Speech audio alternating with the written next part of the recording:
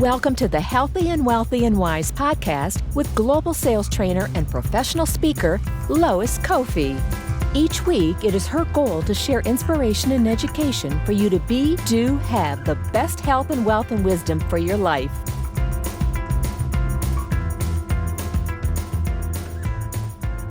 All right. Well, welcome back, everyone. Lois Kofi here with another episode of Healthy and Wealthy and Wise. We're so excited for you to be joining us this week. I admitted I'm on sort of a pseudo staycation. I'm up here in the mountains in California and just so excited that because of the World Wide Web and the world that we live in, I can still be doing this today with my friend Dawn, who I'm going to introduce here in just a moment. I want to wait till we get some more people live. If you guys are tuning in live, please hit hashtag live, or if you're watching on the replay, hit hashtag replay. Every week, I come to you guys with health experts, wealth experts, and wisdom. Today, we happen to have a health expert, and we're here to inspire you, encourage you, equip you during these crazy, crazy times that we live in. And I know that everyone is going through a lot this year, and so that's how this podcast was born and meant to be encouragement and inspiration for you. One quick note. Good. We have people. All right.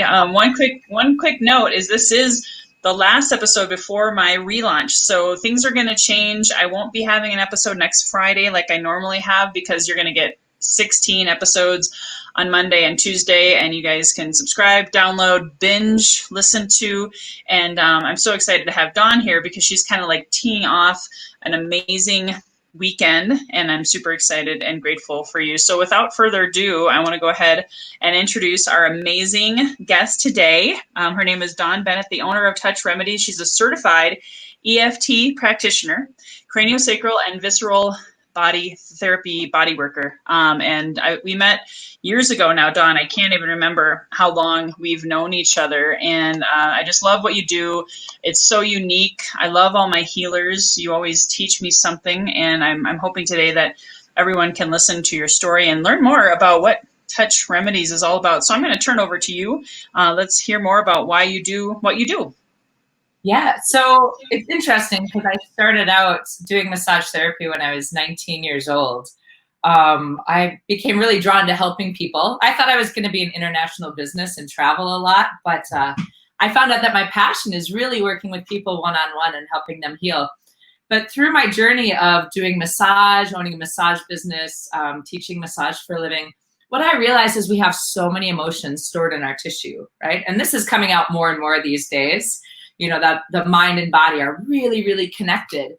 And that fascinated me. And I started looking for ways to help people both with mind and body together. And I got into classical homeopathy because I was like, hey, something that works with mind, something that works with body, which then led me to how do I get people and empower them to work on their own? Right? Because as a massage therapist or as a craniosacral therapist, people come in, I can work with them. And I can give them stretches or exercises to do at home, but a lot of people didn't really have the empowerment to change themselves. So I found EFT, which is emotional freedom techniques. A lot of people know it as tapping. So you may have seen YouTube videos or something on tapping or heard about tapping. That's what it is. And it finds the body and mind connection and helps reprogram the brain. And it's something that I teach people to do. And I can work with them on some of their deeper issues. And I really, really loved it. And so Touch Remedies was kind of born out of this idea of I want to help people heal. I want to help them find themselves through healthy touch, through massage and craniosacral. And I was speaking about it a lot at women's networking groups. And everyone kept saying, you should write a book on this. And I was like, what am I going to write about? Like everybody knows about touch and such. And when I owned my massage practice, I won Service Business of the Year one time with the Chamber of Commerce, and I was super excited, right? So I hugged like everybody that I knew on the way back to my chair. It was so fantastic because I had such good connections, and I know you know this, right? That social capital, the really good connections with my clients, my colleagues, my coworkers. And I just loved that energy of just being able to be free and give people hugs that I knew and really make that connection. And for me, it was a form of gratitude as well. Like, thank you for caring so much that voted us in for this award. But then a couple weeks later, a woman stopped me on the street and told me that the way that I touch people and the way that I hug people at business events is completely inappropriate. And she sat there on the street and shamed me for how I interacted with people that I know and that I love really, really dearly. And so it broke my heart, to be honest. And it led me into this journey of being afraid to touch people, being afraid to give hugs. I started isolating when I was at networking events because I didn't know how or what to do, or should I handshake that person or touch them? I hugged them before, but maybe they were offended, or maybe someone else will be offended. And because of that, I stopped touching people. But because I was touching people for a living, I wasn't getting this like reciprocal energy anymore. And so I burned out. I gave away my massage practice. And I just kind of went into this spot where I was like, now what? What do I do? And that was really challenging, and it was a really difficult time. But the really positive thing is then I started reaching out to, how do I do this? And I started exploring for myself. How do I reconnect in a way that's not going to traumatize people, that is empowering to the other person that I'm connecting with?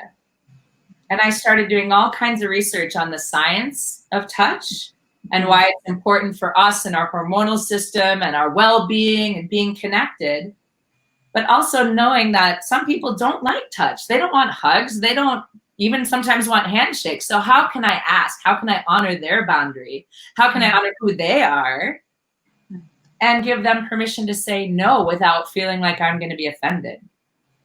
And next thing I knew, I was writing a book. So I wrote a book called The Touch Crisis. We're in the final design stage. I just got back the final copy draft tonight.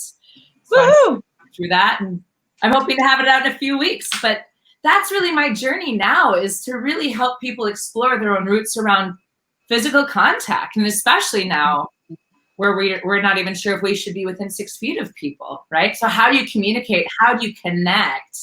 Especially if you're someone who loves physical contact in a way that feels genuine and authentic to you.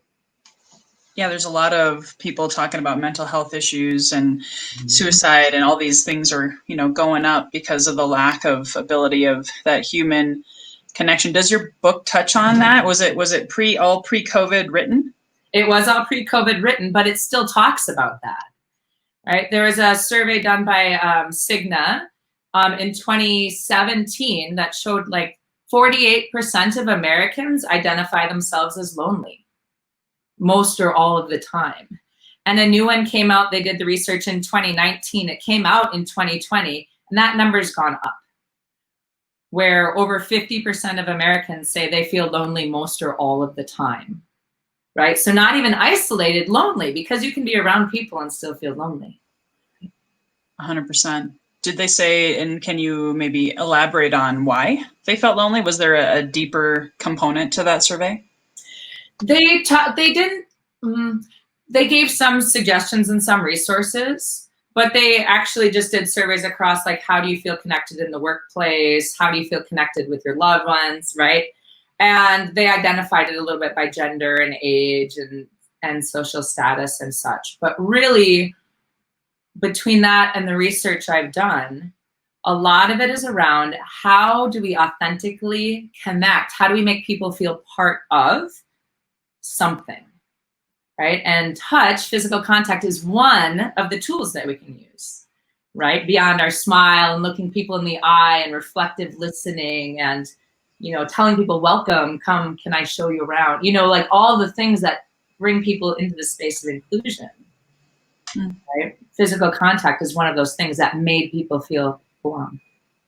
Right on. Do you have any advice then? And then I'd love to get into some testimonials. Do you have any advice for people right now who maybe before COVID, they were already in that 48% of being lonely, and now it's just, they don't like Zoom, because you and I, we're making contact. We were talking about that before we hopped on here, how we actually love the fact that we get to see so many more faces, even though we're not in each other's space, which if you're an empath isn't always a bad thing, right? But ultimately, what can they do to help them navigate and grow through this time without physical touch? I mean, you can only hug your kids or your spouse, or maybe you live by yourself. What can you give them for advice? So if you have an animal, we actually release the same hormones, the oxytocin, which is they call it the cuddling hormone, right? It's what makes us feel bonded and accepted and part of. So when you touch animals, you actually release that hormone as well. And serotonin, which is an antidepressant kind of hormone, dopamine, and it also reduces your cortisol, your stress levels when you touch. So that also boosts your immune system in a way, because when your body's in fight flight, it can't be running your immune system. So animals are a good way. Otherwise, self-touch. And I don't mean that in a creepy way. I mean, like, give yourself a hug, but be intentional about it. Like, I'm going to sit here with myself and just really feel, right? Or just like give yourself like a little like gentle massage down your face, right? What did your mom do? What did somebody do that you cared about that really feels great? Or find a teddy bear, right? When we're kids, we know that teddy bear, that stuffed animal has all the love in the world in it. And adults can do that as well, right? So find something that's very tactile and use that tactile sensation to nurture yourself, because some of it is really about intention. That's awesome. I love this. I love bringing on authentic people like yourself, having authentic conversations, introducing people to different thought processes or modalities that they maybe have never heard of before, because it's so powerful. We take that stuff for granted and you don't know what you've got until it's gone. So tell us some more about opportunities or testimonials rather of people that you've worked with that, you know, this is where they were and this is where you took them. Yeah. So, wow, like so many come to mind. I'm like, do I focus on the touch piece or the tapping piece? So I'll start with touch. So as I give presentations and as I talk to people, I'm doing this series right now called Touch Conversations, where I'm doing 10-minute conversations with people on how they experience their physical contact or their wants, their needs, and consent. And one thing that I was really able to help people with is helping them find what is it. So one client in particular, like, what is it that you want? Like, what makes you feel connected? Is it the hugs? Is it the time together? Right? I don't know the five love languages or something. Exactly. So what about that is important to you? And if touch is your top, what's your second one? And how can you use this space? Like, so if it's gifts, how can you ask for the gifts that you need? Or how can you say, hey, since we can't touch, I would like to be able to do some giving and receiving somehow, right? Elsewhere. I kind of already got off my client, but it's that same thing, right? If it's time, how can you communicate to somebody like, hey, even though like I'm feeling lonely and isolated, right? I think when my clients and when other people name it and identify it, it allows other people to name it and identify it as well. And to look for an honest and authentic solution. So I'm feeling lonely and I don't feel connected to you when I'm on the phone. I don't feel connected to you when I'm on Zoom, or I hate Zoom or whatever. Can we just go to a park and even just look at in each other's eyes for a little bit and just say hello? Right? Awesome. Yeah. One thing I've been practicing myself is when I'm out in public, you know, we have to wear masks, is trying to learn to smile better from my eyes. Yeah. When we wear masks, we just start kind of like walking around and we're looking down, and or are they wearing a mask, or we get this like mode, who's wearing a mask and who's not, you know? Rebel. Yeah. So whether you're wearing a mask or not, how can I look at you and say, I see you. Hi. I'm going to smile. And luckily I'm getting older, right? So I have more eye lines to smile with. Is that the crow's feet thing that I got going on? Exactly. So these are the kinds of things I explore with my clients. Another thing that I use tapping for, the EFT, are people that are traumatized by touch, right? Maybe touch is challenging for them because of a history of childhood, of abuse, of neglect, of whatever it is. We actually go through, okay, so let's say you're going to go see your friend tomorrow and they want to give you a hug. How are you feeling about that? And we can actually use tapping to help them clear that fear, to help clear that anxiety or feeling or whatever it is for them. So when they go out to in a group, or when they go out to meet that person, or when they go on that date, that emotional space becomes much more neutral. So now you can come from clarity and choice and confidence, and you can communicate what you want, which is going to also decrease your loneliness, make you feel more connected because you're more in your own power and your own center. That's so powerful. You know, I've been referred to tapping. I'll admit I haven't done that before. If someone's never done tapping, obviously you guys can reach out to Dawn. We'll give her contact information at the end. But where would someone start? I know someone told me go check out videos on YouTube. Is that safe? Is that advisable? There's a lot of, in the EFT community, there's a lot of back and forth about that, right? It can be confusing because different EFT practitioners teach different ways. Some are very global, and it can actually cause an overwhelm of the brain. Like, so if I'm tapping on, oh, my fear of finances, my brain's going to think every time I've had problems with finances, right? And that could send me into some kind of emotional overwhelm. Wow. Right? But if you understand how to do it really clearly, like, oh, I'm afraid of when I pay my credit card bill tomorrow, right? Your brain can focus on that one thing. Because it's still related to all the other financial things, it will help ease the other financial things as well, but we want one focus. So I actually do, like for $8, $10, I teach an hour-long online EFT class on how to do basic tapping for yourself, how to set it up, how to explore some basic uses of it, and then how to use it in public if you need. But with my clients individually, then we go deeper. So yeah, maybe you can say, okay, I'm paying this credit card bill and it's making me anxious. And you learn how to tap through that. But then what I explore with you is, where did that start? Right? And so we work with that core issue of the beginning. So that's what I love about the tapping, is that I can give you tools, but at the same time, you and I together can work that deep core issue, that fear, that belief, that training from your childhood, whatever that is. So we can clear everything. So you don't have to just sit and tap for the rest of your life. I mean, you can, right? Because it's always something emotional. I don't know.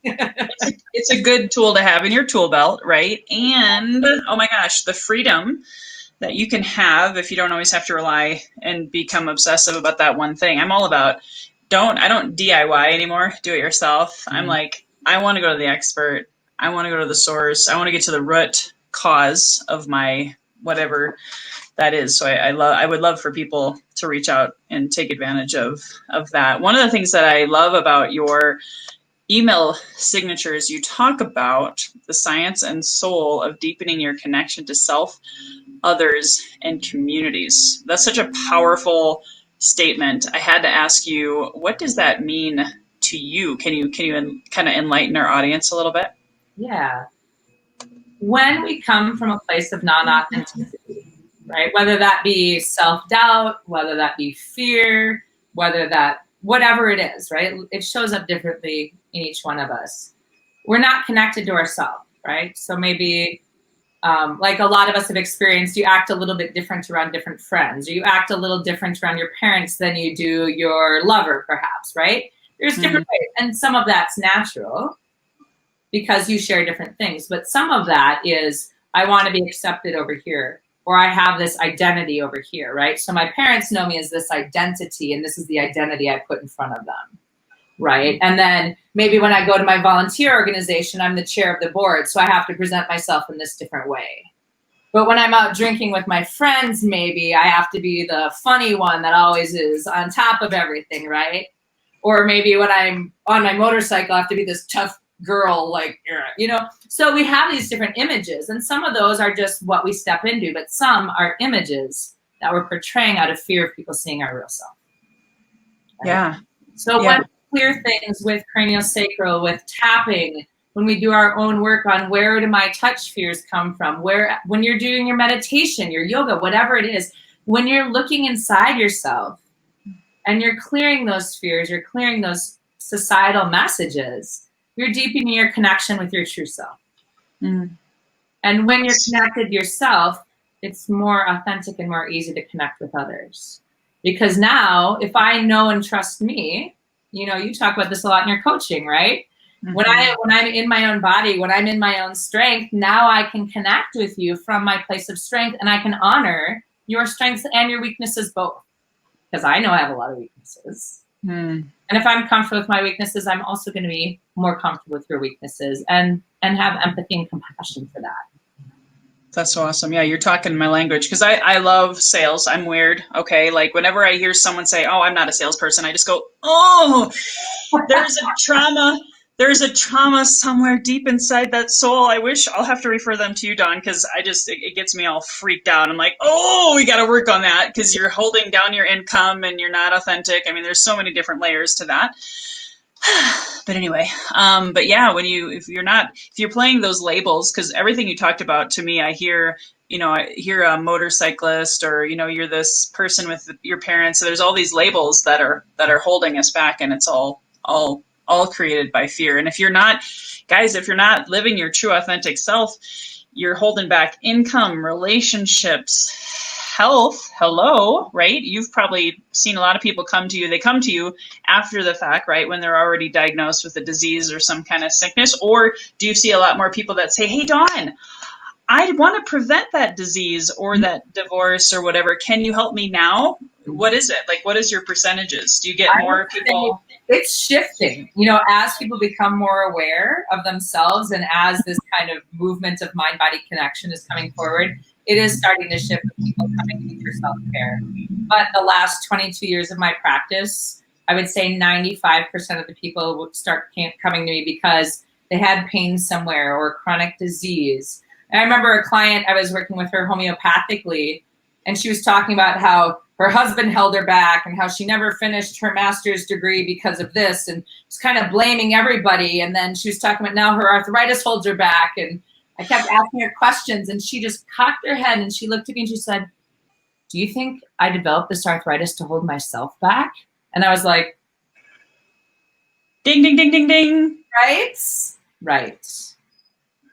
Right. Yeah. So there is that mind-body connection that is so strong in all of us. That's so awesome. Yeah. And if it's so blocked down into your subconscious, you can't be. I mean, that was the inspiration for the title of my podcast, just reminding you guys, if you've never tuned in before, Healthy and Wealthy and Wise, was because I lost my health, because I was always performing. I was always doing that Ironman triathlon. I was always named top salesperson. I was always the volunteer at church. I was doing, going, running on that emotional, I call it running coaster, hamster wheel. Yeah. And it was because I didn't want to look inward. I was like that lady. I was always looking out. I was like, this is my reality, but I wasn't willing to look in, because that was painful. Right. And it is challenging. And it's hard to sometimes admit our mistakes or deal with the shame, right? There's a lot of shame in our culture, especially around things. So working with that shame can be difficult, but coming out the other side. I mean, I know you talked about that when you talk about kind of your whole process of losing everything and coming back out of that, right? The mess. The Phoenix. Yeah. Mm-hmm. That's awesome. Well, I know we have quite a few viewers. You guys, if you have any questions, please, because I know we could probably be here for hours, but if we don't have any questions, we'll start wrapping it up here. But if you have questions, please put in the comments below. I'm curious, Dawn, what is your vision for your book? And when it does come out, where can people get a copy? Yeah. So it'll be coming out on Amazon. I've decided to self-publish because I have so many connections across the United States and in Europe, and then they just ship it direct to your door. So it's really beautiful. We're looking at hopefully mid to late August, but if you sign up for my newsletter on my website. I'll put that up. Yep. Perfect. Thank you. If you go to contact me, there's a subscribe now, and then I'll send out updates on when the book's coming out. I also have a little blog on there that has little bits of the book as little teasers as well. So that's kind of fun. Like a movie trailer. I love it. Yeah, exactly. Oh, so my vision. So my overall vision is to help people connect authentically. And before COVID, it seemed like a big job to say like, hey, how do we learn how to connect non-sexual touch? How do we learn to, if you don't like touch, how do you say yes to a person and no to the touch in a way that feels authentic? If you're feeling lonely, how do you reach out, or how do you speak your needs? How do you understand your wants in your relationships, whether it be, intimate relationships, your friendships, your volunteer organizations? Because physical contact, touch has so much weight in, like, oxytocin release increases trust by up to 44%. Wow. Right? It increases bonds. It helps businesses collaborate. So when you work as a team, if you can use physical contact in a way that feels healthy to your organization, it actually helps with team building. Right? And a lot of creative organizations, like in my book, I talk about that. Like, in a computer place, people don't touch as much, right? There's a different culture there in general, but you get into some of the more creative places and people are very touch forward. They do have more handshakes or pats on the backs or touches on the arms. And it helps as part of that collaboration, that hormonal process, the creativity, the trust, all of that gets wrapped up within physical contact. So that's also part of community. Right? I mean, you go to a lot of churches, what happens? Like, you get the handshake in, the handshake out, right? And part of that is, I see you, I'm connected to you. Yeah. Mm-hmm. Same as BNI, which is where we met too. We may not have had, although right now I will have to tell you, I'm loving Zoom. I'm loving this global community, and I'm connecting with way more people than ever before. And if you have an authentic conversation, you guys, this is a teachable moment. If you have really mastered your authentic conversation, and I'm not talking about your sales pitch, I'm not talking about that at all. You send out a wave of energy when you're authentic. We all vibrate, right, Dawn, at a level, and the higher you vibrate, you can make boom. I have business partners in India I've never physically met, but we just connected because our vibration was at that same level. So and Dawn can help you with that as well. Absolutely. Is your book going to be an ebook too? Someone was asking about that. It will be, yes. Okay, cool. So check out, I just got one more question for you, Dawn, and then we'll start wrapping it up. So please reach out to Dawn. She'll, if you subscribe to her newsletter, check out her book. She'll get it to you in August. Please, your teaching is so valid right now and so important. And I always like to close out with my signature question, Dawn, because the title of this podcast was born out of my journey, out of me losing my health, which was the most important thing, because then I couldn't have any wealth. I lost it all. And the wisdom to know the difference and come back from that is what got me here. Mm-hmm. But what does healthy and wealthy and wise mean to you when you hear that phrase? It's funny because every time I hear it, I think of something a little bit different because it has so many implications with so many things.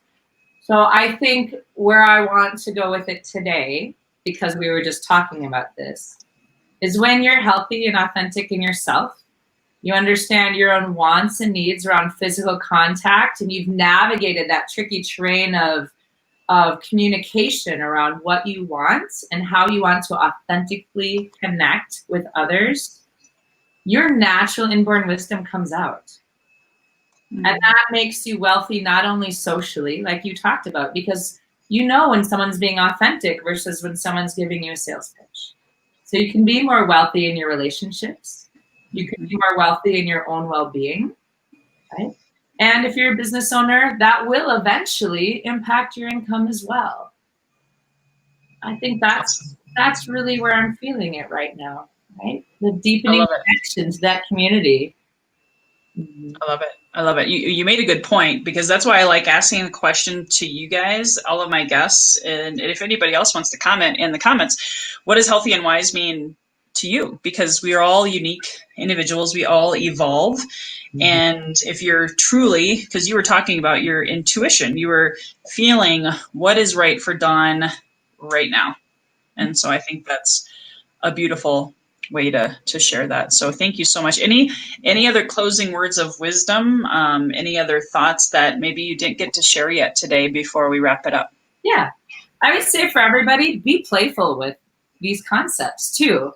Like, don't be like, oh, now I have to go authentically connect, or now I have to learn how to touch. Be like, I'm going to screw this up. Hey, do you want a handshake? Or, hey, like, can I come within 6 feet? Or, hey, is it okay if I take up? Like, be playful, be open, and know that somebody else's no has nothing to do with you.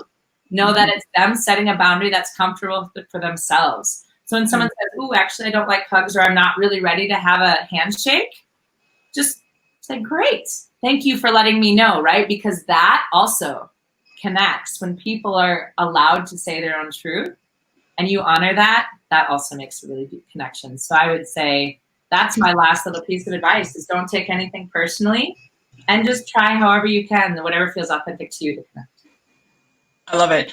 You actually, it's a perfect transition, because you reminded me of another person I'm interviewing on Monday, you guys, the 20th and the 21st. I'm doing a double header because, of course, I'm a type A, type personality. Oh, if I'm going to do something, I'm going to really do it big. So Monday is my relaunch, and I'm so honored to have Dawn here to kind of tee us into that weekend. But I just ask that Monday you tune in. There's going to be a lot of authentic conversations and people talking about similar stuff. So if you liked what you saw here today, please share this, share Dawn's beautiful message. And please, first thing when you wake up on Monday morning, you can binge watch, or listen to rather, my new podcast. I'd love for you to subscribe, write a review. Don't do it. Wait till Monday, and it's got to be done in iTunes, because my authentic ask, my request is I want to be towards the top of my category, so that more people will get their eyeballs on Dawn's message. More people get their eyeballs on all of these amazing interviews of people who've overcome suicide attempts, who've overcome homelessness or penniless. And it's all about overcoming and becoming your best version of yourself. So I really, really can't thank you guys enough in attending today and learning from Dawn. She's amazing. And showing up first thing on Monday morning in iTunes. Look for Healthy and Wealthy and Wise with Lois Kofi, and subscribe and enjoy more of those authentic conversations. So the kind of weirdness, I don't get to say this because next Friday we won't be here. I'm going to take the Friday off because you've got 16 episodes to play with on Monday and Tuesday. And so I just want to thank you guys. We love you. Here's to your best health, your best wealth, and your best wisdom. Thanks, guys, for tuning in. See you next time.